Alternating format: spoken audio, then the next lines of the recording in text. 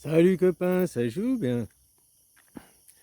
Hier à 11h20, là, je me casse manger et je voyais la lune quoi. C'est la première fois que je réalise à 11h20 du matin quoi. D'habitude jusqu'à 9h30, 10h, je l'avais déjà vu, mais après avec trop de soleil. Et là je dis putain 11h30 quasiment, il y a encore. Waouh! Hallucinant.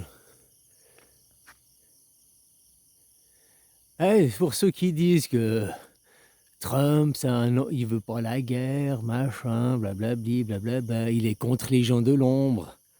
Ah, il est contre le système, les gens. Mais Trump, c'est un milliardaire. Il n'est pas contre les gens de l'ombre. Il aime les gens de l'ombre.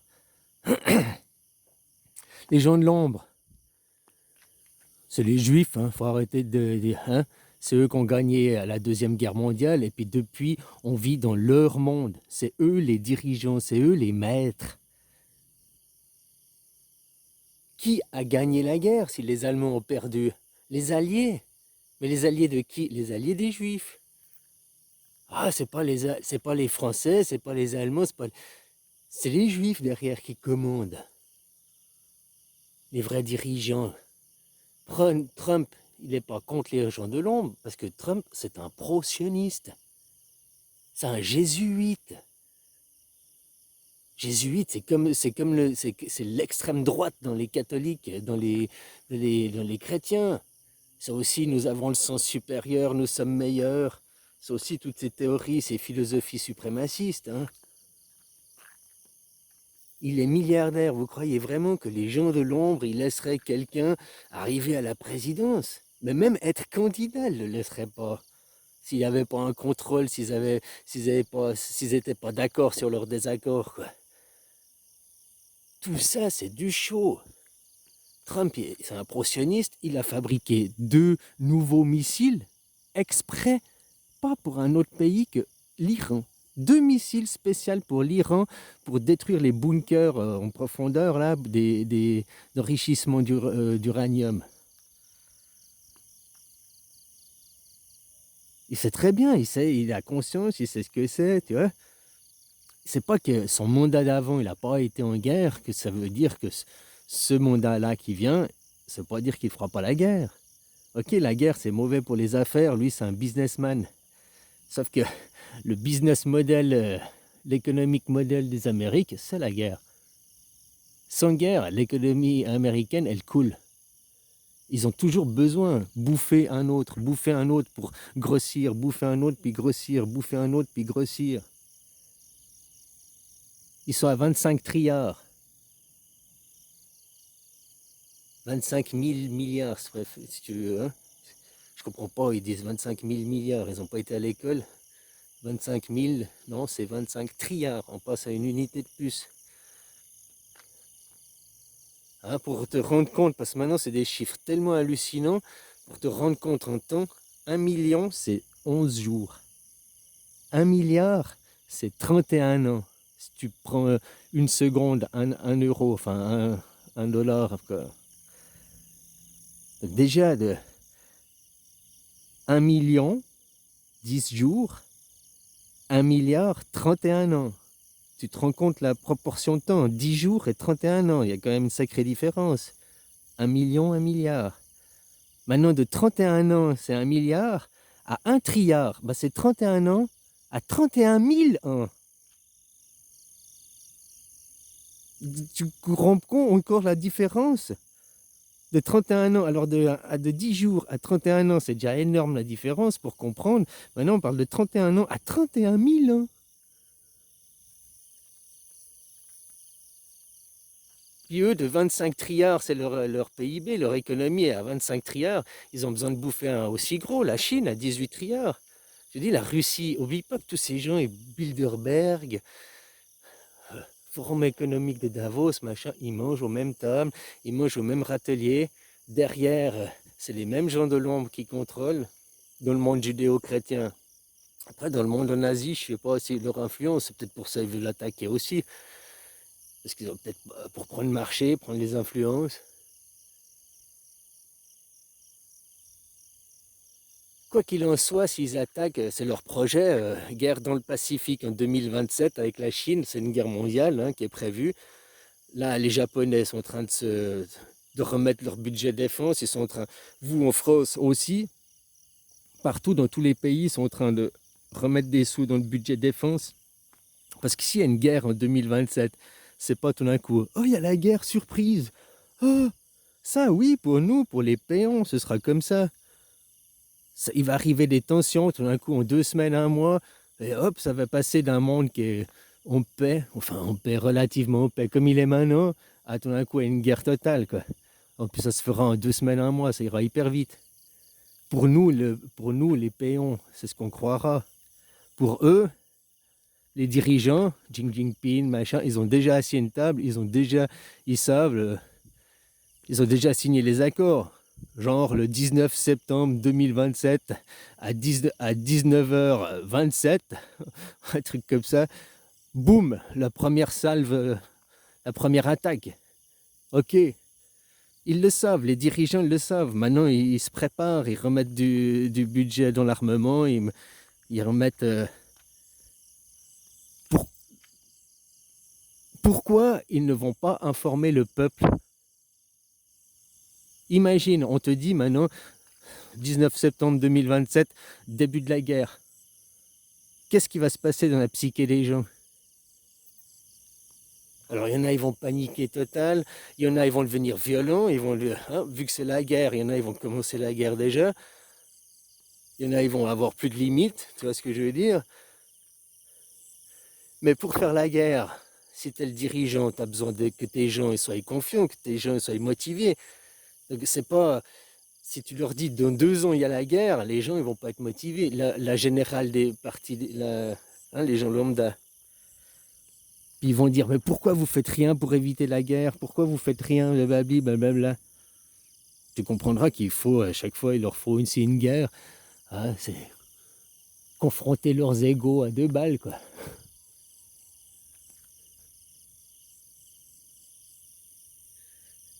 Ben non, si t'es dirigeant, t'attends le dernier moment.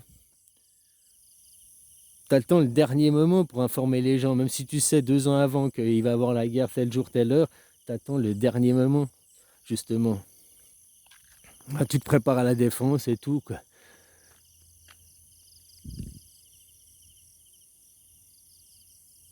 Pour informer les gens, t'attends le dernier moment, ça c'est sûr. Ils vont pas te dire, oh, dans X temps, le 19 septembre 2027, telle heure, paf, première salve.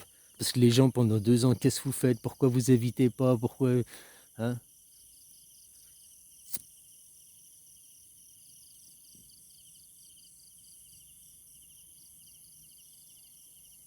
Puis BlackRock derrière, oublie pas BlackRock, McKinsey, l'ingérence qui a été faite, hein, Corona, ça c'est le monde du privé. Autant les nations, la guerre, c'est le monde du public, mais le monde du privé, des entreprises privées, donc des petits rois qui sont en train de nous dominer, ça c'est ce qui ne te parle pas devant la télé. Par contre, Jacques Attali, il a fait un discours sur ça. Où il t'a dit, hein, les entreprises privées ont prévu d'abolir les États et de prendre contrôle sur les États. McKinsey, qu'est-ce qu'il a fait avec l'ingérence pendant le Corona?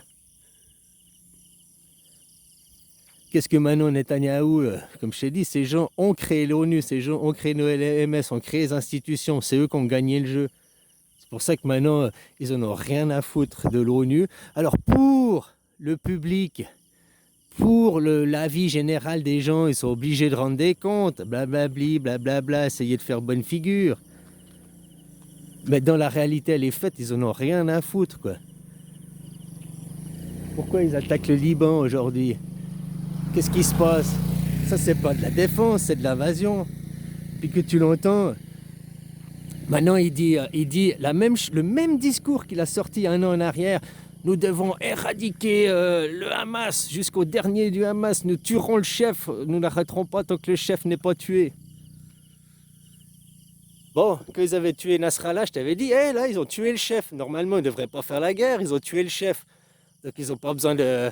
Mais ils utiliseront cette excuse pour faire la guerre. Qu'est-ce qui s'est passé? Maintenant, ils font la guerre au Liban. Ils disent, on va détruire le Hezbollah. Mais c'est pas possible, parce que plus ils font la guerre, plus ils vont créer des adhérents au Hezbollah ou au Hamas, ou des gens qui vont perdre leur famille, leurs cousins, leurs enfants, puis qui vont être énervés, puis qui voudront prendre les armes. Ils sont complètement incohérents. Eux, c'est des psychopathes, c'est des sociopathes, c'est des gens à foutre sous des cachons et en asile, hein, un gars comme Netanyahou. À mettre devant Nuremberg, hein, et puis juger. Puis tous ceux qui ont l'idéologie comme lui, c'est des idéologies suprémacistes, justifier le pire. Il justifie le pire au nom de Dieu, quoi, au nom du bien. Mais pourquoi est-ce que le bien a besoin d'imposer par la force? Pourquoi est-ce que le bien a besoin de massacrer? Et eux, c'est des massacres sur des civils intentionnels. Donc il ne faut pas me dire, oui, nous sommes là une armée morale, une armée de valeurs. La vidéo qu'ils ont faite sur les viols, là, les Israéliens violant les... Hein, cette vidéo qui a fuité, elle n'a pas fuité, elle était diffusée exprès pour briser le mental des gens, quoi. Rien n'est fuité à ce niveau-là. À ce niveau-là, c'est comme Corona, croire, oh, mais ils n'ont pas fait exprès, il y a le droit au doute, il y a le droit à l'innocence. À ce niveau-là, les dirigeants, là, il n'y a pas de doute, il n'y a pas le droit à l'innocence. Ils font ça intentionnellement. Ils ont des mauvaises intentions. Ils ont un fond en eux. Ils sont mauvais, ces gens. Ils pensent que à leur intérêt personnel est de leur petite clique de milliardaires. Il n'y a que 3800 milliardaires dans le monde. T'as vu, Bill Gates a signé à comparaître là en Hollande pour avoir propagandé des fausses informations, des mensonges sur le corona. Bah, tous ces riches élites là qui propagent de la merde, ils devraient tous être jugés justement comme Bill Gates pour avoir propagé leur idée de merde. Des gens comme aussi le Louis Sarkozy, lui avec ses discours racistes, dans ses discours il est raciste, il est apologie du terrorisme, il est incitation à la haine. Mais ce mec, tu prends le discours à la télé, rien que ça, c'est jugé. Mais il ne sera jamais jugé vu qu'il défend les gens de l'ombre. Comme je te disais, ceux qui disent que Trump, il est contre les gens de l'ombre, mais faut arrêter de fumer la moquette, les gars. Moi, je fume, mais j'ai les pieds bien plus sur terre que vous. Hein. Je suis bien plus rationnel et terre à terre que la majorité des gens. Alors voilà, quoi. Trump, c'est un pro-sioniste. C'est un pro-sioniste, il le dit fièrement. Hein. Lui, il voudrait attaquer l'Iran, il le dit. Alors, il y a le show télé, hein, on est d'accord. Mais ça ne veut pas dire qu'il ne l'a pas fait la première fois, la guerre, qu'il ne le ferait pas la deuxième fois. Surtout qu'il y a des intérêts derrière, il y a de l'économie derrière. C'est comme là, tout le monde maintenant, je t'avais dit déjà à l'époque, mais je te le redis maintenant, et ça se confirme avec le BRICS Pay, là, leur système de paiement pour remplacer SWIFT. Tu sais qu'ici en Thaïlande, il n'y a pas le système SWIFT. Le système SWIFT, c'est qu'en Europe, ou en Amérique, là, le monde de chez vous, et puis ça sert à vous contrôler. Sans système SWIFT, les paiements, tu pourrais tout faire pareil, hein, sauf que ça sert à vous contrôler. Vous, oh, c'est pour réduire tout ce que... Oh, c'est pour éviter la corruption. Oh, la France n'est pas un paradis fiscal. Oui, que t'es riche, c'est un paradis fiscal, t'as l'optimisation, t'as tout. La France, le paradis des pédophiles aussi. Tous ces gens de l'ombre. Epstein, le nom de famille Epstein. Juif, hein, juste comme ça. Avec tout son réseau là-bas et tous ces gens là. Maintenant, hein, le même réseau que Puff Daddy. Sauf tu vois, Puff Daddy, parce qu'il est milliardaire, ils le veulent pas, ils le font tomber, machin, et il finira sa vie en tôle. Epstein, parce qu'il a un nom Epstein, lui, à la différence, bah, on lui a fait un faux suicide. Hein, on lui a dit, oh, il est mort, comme ça. Il n'a pas besoin de comparaître devant la justice, il peut se la couler douce aux Bahamas, sur son île. Il peut être retourné sur son île, une île où il n'y a personne qui y va et tout. Il peut vivre encore sa vie sur son île, tout comme avant, quoi. Mais personne ne le cherche parce qu'il est mort. Les riches, c'est comme ça qu'ils parlent. Regarde, imagine Carlos Ghosn. Imagine, toi, comment tu arriverais à t'échapper de la prison ou du Japon? Déjà, ces mecs, ils ont 3, 4, 5 passeports différents, des nationalités. C'est quoi ce bordel? Pourquoi tu as 4, 5 passeports différents? T'as qu'une nationalité, mon gars. une seule. Oh non, j'en ai deux, mon papa. Ouais, à la limite, mais tu dois choisir une, toi. Parce que ta seule nationalité, c'est terrien. Il faudrait que vous compreniez ça comme les gens. Si vous avez la nationalité terrienne, ça vous éviterait de faire la guerre, ça vous éviterait... Hein, parce que tu verrais que les autres, c'est tes frères. Surtout que vous faites les guerres entre frères. Comme je t'ai dit, intéresse-toi à une autre religion, intéresse-toi au bouddhisme. Adam et Ève n'existent pas. T'as déjà été... Ah là, j'ai une fille thaïlandaise. Je lui ai dit, oui, tu sais, les règles, les femmes, si t'as les règles, c'est à cause de... Puis que t'as les règles douloureuses, c'est à cause de Ève, elle a croqué la pomme. Tu savais pas? Elle te regarde avec des yeux, elle te dit, mais putain, t'as fumé la moquette ou quoi? Tu prends quoi comme substance, mec?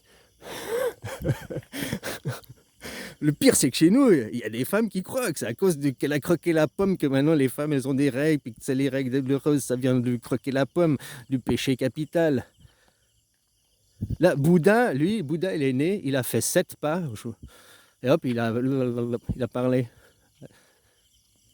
Puis après, il s'est rendormi, après il était enfant normal. Jusqu'il fait sa vie, élevé en roi. Jusqu'à ce qu'il voie la misère, puis qu'il fasse ses ascèses, atteindre son nirvana, quoi. Mais bon, dire le péché originel, parce qu'elle a mangé la pomme d'Adam. Mais la pomme d'Adam, c'est la glotte, là, le truc qu'on a ici, à la gorge. Donc quand elle a croqué la pomme d'Adam, c'est qu'elle a cannibalisé, elle a fait le vampire, quoi. Vous pouvez manger de tous les fruits, de tous les arbres, de tous les fruits des arbres. Je sais que toi, dans un sens philosophique, un être humain, un chien, un chat, c'est des arbres. Des arbres mobiles, mais c'est des arbres. Donc vous pouvez manger de tous les arbres, sauf l'arbre de la connaissance, c'est-à-dire tu peux manger de tous les animaux et tout, sauf de l'humain, de toi-même. Puis elle aurait croqué la pomme, elle aurait peut-être, c'est une théorie, hein. Ah, voilà, le monde du judo-chrétianisme qui... Regarde ce qu'ils font, les massacres d'enfants qu'ils font à Gaza. Pourquoi ils ont besoin de tuer des enfants intentionnellement? On est dans le sacrifice, c'est des rituels sacrifices, c'est l'Holocauste là-bas. Oui, c'est un génocide, oui, parce qu'ils font un nettoyage ethnique. Mais tout ça au nom d'un dieu imaginaire, c'est un holocauste. Ça les excuse pas, hein. Au contraire. Au contraire, moi je trouve que c'est des charges accablantes, quoi. C'est encore pire. Parce qu'ils n'ont aucune raison si ce n'est un monde imaginaire.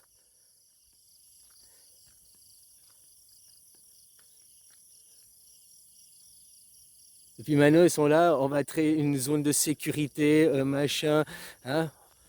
Comme je te disais, on va éradiquer jusqu'au dernier du Hezbollah, on n'arrêtera pas, quoi. Ici, non mais bon, enfin bref, des fois 2-3 ogives nucléaires par là-bas, et puis on vitrifie la zone, c'est fini, quoi.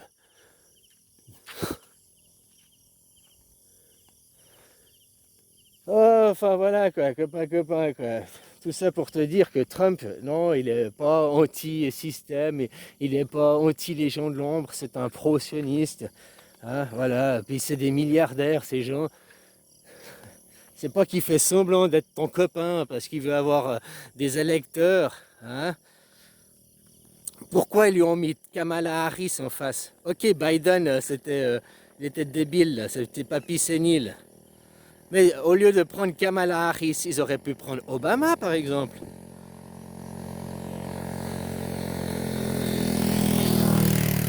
Obama, il aurait pu se représenter aux élections. Tu vois, une élection Obama-Trump, c'est pas sûr que Trump y gagnait dans ces cas-là. Ça aurait été Babama. Mais si c'était Babama, s'ils veulent plus que ce soit les bleus, mais ils veulent que ce soit les rouges. Tout est organisé, de toute façon, derrière, que ce soit bleu ou rouge qui gagnent, derrière ceux qui dirigent, derrière ceux qui sont à l'administration. Le mec qui est à l'administration, il n'est pas président, mais il est en poste à l'administration, à la Maison Blanche depuis 10 ans, 20 ans, 15 ans. Lui, il voit passer les présidents tous les 4-5 ans, un nouveau président, mais lui, il reste à son poste. Lui, il fait plus, tu comprends, de travail que le président. Le président va arriver, il va brasser du vent. Il va se casser, tandis que l'autre, il va rester à son poste. Enfin voilà, bisous copain, belle journée.